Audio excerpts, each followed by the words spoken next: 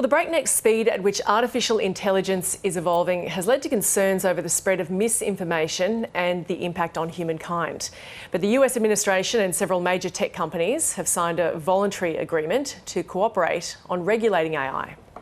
We must be clear-eyed and vigilant about the threats of emerging technologies that can pose, don't have to, but can pose to our democracy and our values.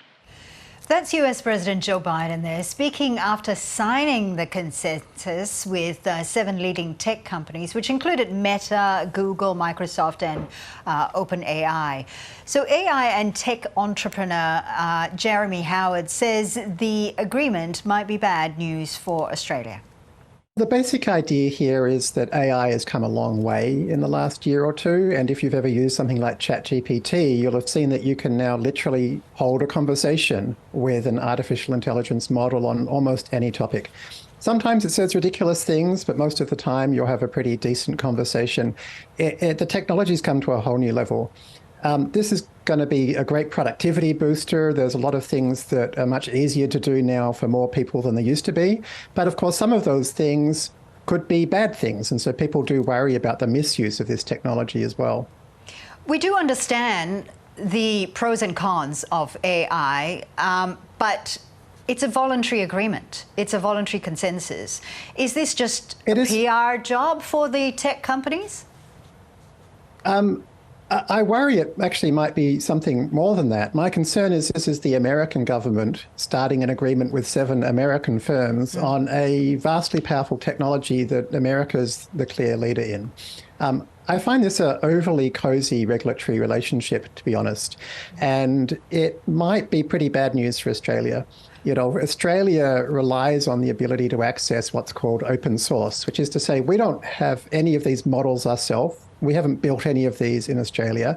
So we rely on being able to access the weights of these models that are released on the internet. And under this voluntary agreement, they're saying actually they are not going to do that anymore. And it's going to put Australia and other countries in a pretty challenging situation.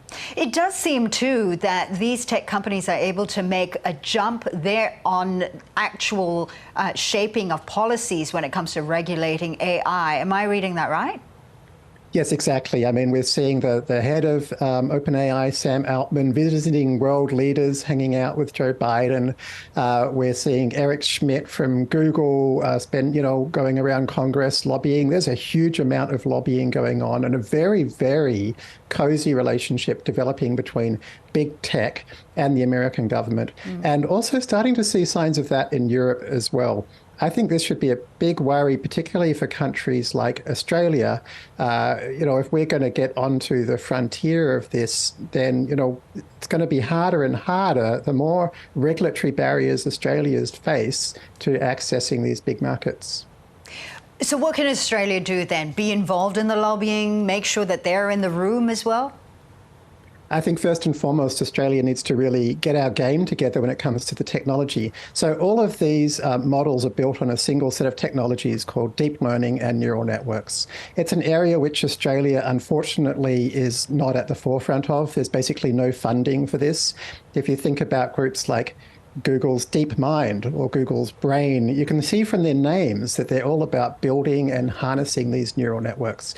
So Australia actually just needs to get back on the technology leadership here. We need funding for this kind of technology. We need to be working hard to bring the many brilliant expats back into Australia who have been fleeing the countries in years because of the lack of technical leadership in this area.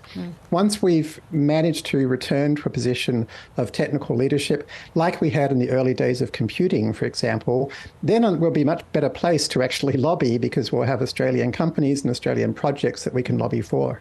Jeremy, just going back to this voluntary agreement that the major tech companies have signed with the White House, the 4 main takeaways that I'm getting from this agreement is security testing of AI, watermarks to flag something that is AI generated, being transparent about AI capabilities, working against bias, discrimination and invasion of privacy, all well and good. But I do wonder if we take the speed at which AI is evolving, can it even be regulated?